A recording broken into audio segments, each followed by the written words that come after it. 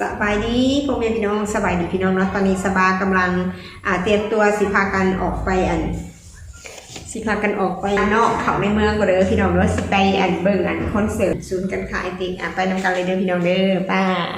ใส่ส่งน้องนี่ไปไอติกป้ายังก็คอนเสิร์ตบ้านนอกสิเขาในเมืองบ่มื้อนี้ค่ะแม่แล้วอยู่บ้านนอกมาโดนไปศูนย์การค้าไอติกอยู่ไสลอยอยู่ไอติกอยู่ใช่อยู่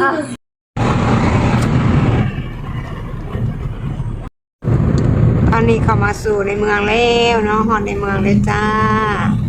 วันใดๆก็ตื่นเต้นเป็นมากแบบไม่เคยเห็นคนดังยังไม่เคยเห็นไปฮายโอ้รถเอาคือเจอดีรถเต็มบ่คนสมาลายแท้ทิมรถจอดอยู่ไหนอยู่หันยังมีอยู่ในท่านชองคนดังอยู่ท่านชองใครเลยมาวันนี้ค่ะเสือค้ำข้อมูลอยู่บ่ยังเจอรถจอดได้ดิมีบ่จอดอยู่ไหนเดี๋ยวไปจำผูกข้าวผูกคันแรกเขาก็ได้เนาะคันหนึ่งจะได้ป่ะนี่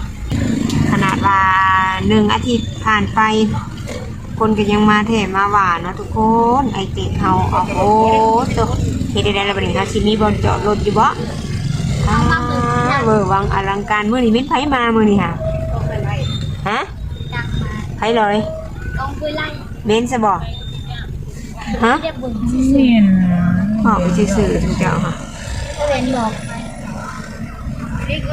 มื้อนี้เป็นไผเนาะลุ้นกันเด้อพี่น้องลุ้นกันเด้อที่บนจอดอยู่บ่แม่นผู้ใดมีผู้เข้าผู้ออกผู้เมื่อผู้มาเด้อนี่นะแต่เอาว่าดิใช่เหมือนใช่ได้สิมีหมูซอยรถย่าจิถ่ายเอาจุ๊บเอาไปได้แข็งแรง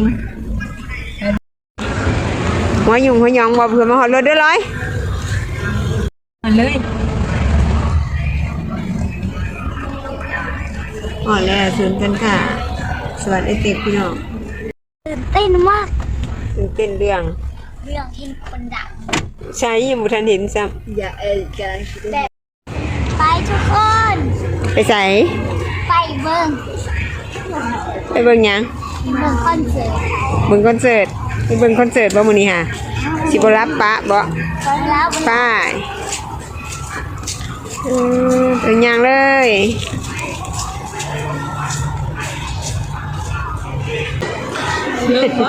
ขี่บันไดฮะขี่บันไดเลื่อนบ่ขี่เป็นอยู่บ่แหละโกดังตนุกสอบเมนินโซ่ป้าทำมาหอดแล้วทุกคนเสียงเพลงตุ้มอ้าวได้เลยแวนมาหน่อยไหมมาโอ้ยบุญอ่ะบุญดูพี่น้องขึ้นไอ้ขึ้นไปไหมไปเย็นขึ้นไหมแหวนไปขึ้นน้ำนองค่ะโอ้ยบ้านนอกนี่ทีนี้คุณพี่น้องคนไปหันไปหนีมันจำเป็นนะโอ้ยตายมาเฮ้ยได้สิได้ไปใส่ให้ขึ้นให้ขึ้นพูดนะไปพูดเลยนังเวนโบยอมขึ้นทางขันได้เลื่อนได้พี่น้องโกรธนะ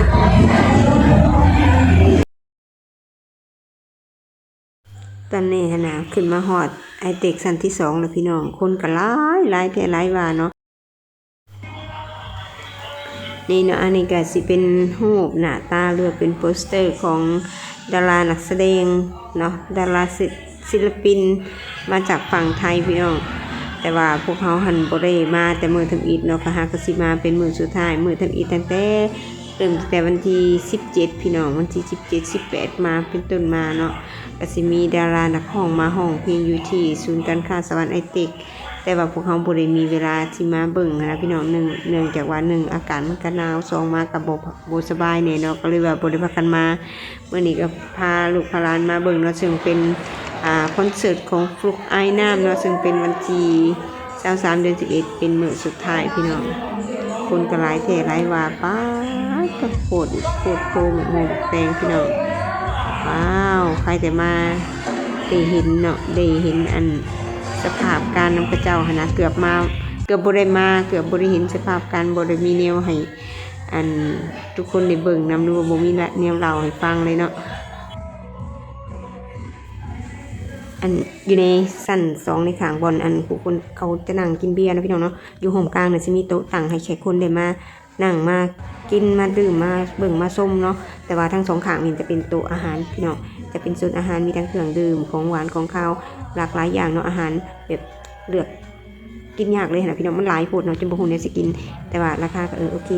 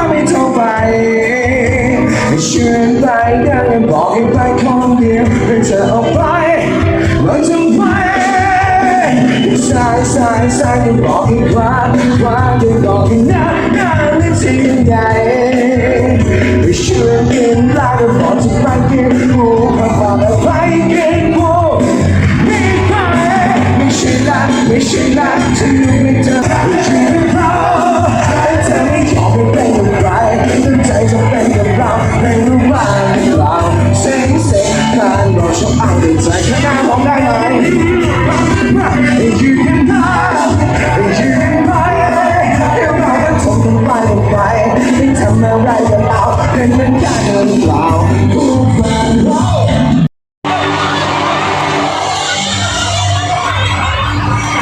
เขามีคนเหงาขึ้นมาหน่อยไหมเหงาคืนนี้มีคนเหงาเยอะไหมตะโกนคำว่าเหงาดังๆได้ไหมครับ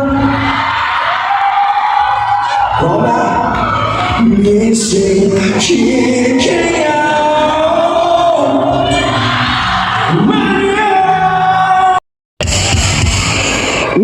เมื่อสักครู่เรารักกันในเพลงมีสิทธิ์แค่คิดถึงเพลงต่อไปวันนี้ใครมาเป็นคู่บ้างใครมากับแฟนจับมือแฟนยกให้เห็นหน่อยได้ไหมครับขอดูหน่อยขอดูหน่อยมากับเพื่อนไม่ได้ขอมากับแฟนอย่างเดียวเท่านั้น บ่มาคุยกันนะ เป็นแฟนได้เลยเหรอ ใจมองใด คนที่เป็นแฟนกันในวันนี้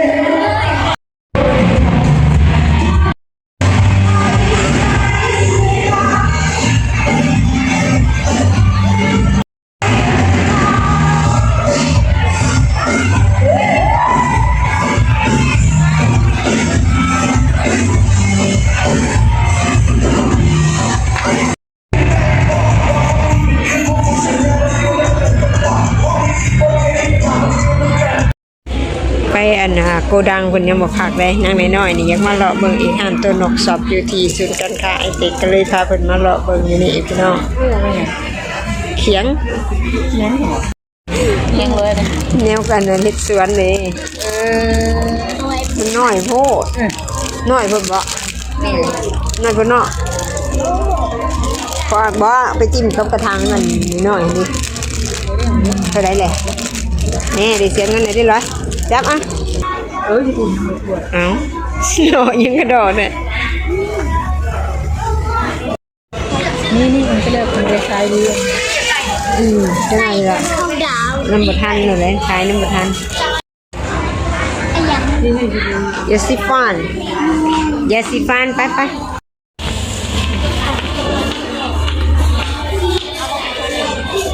บ้า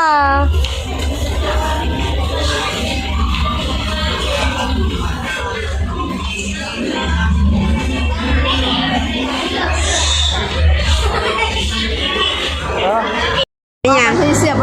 บริมันจะกีบเลยก็ไปที่เสีย ไปเมื่อปะนี่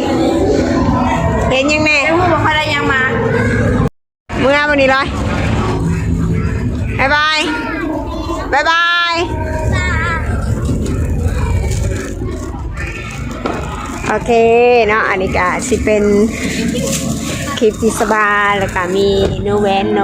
แอนนาพากันมาซุนกันค่ะไอเจ๊กพี่น้องตอนนี้ก็สิพากันออกเมื่อแล้วจังโมงแล้วลูกก็โมงครึ่งโอ้ยเมื่อหอนเทือนบริ10 โมงเลย